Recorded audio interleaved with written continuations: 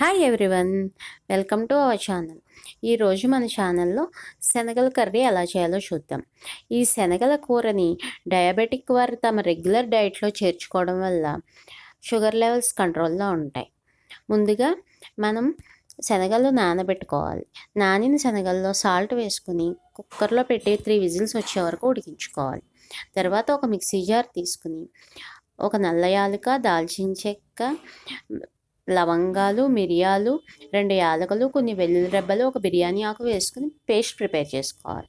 తర్వాత స్టవ్ వెలిగించి ప్యాన్ పెట్టి ఆయిల్ వేసుకుని 1 కప్పు ఉల్లిపాయ ముక్కలు వేసుకుని బాగా వేగనివ్వాలి.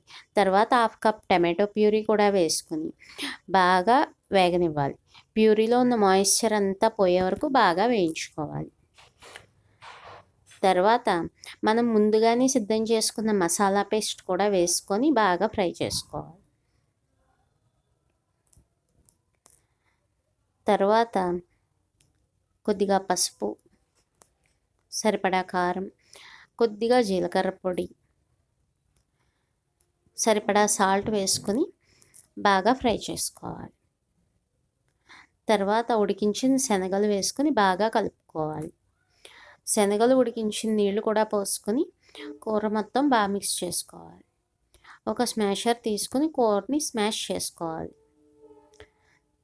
తర్వాత కూర ఉడికాక కొత్తిమీర, కసూరి మేతి వేసుకుని పక్కన పెట్టుకోవాలి. తర్వాత వేరే ప్యాన్ పెట్టి కొద్దిగా నెయ్యి వేసుకుని జీలకర్ర, కొన్ని పచ్చిమిర్చి ముక్కలు, కొన్ని అల్లం ముక్కలు వేసుకుని కూరకి తాలింపు వేసుకోవాలి. ఇలా వేసుకోవడం వల్ల కూర టేస్ట్ మరింత పెరుగుతుంది. ఈ కూరని రోటీ, చపాతీతో తింటే చాలా బాగుంటుంది. Thank you.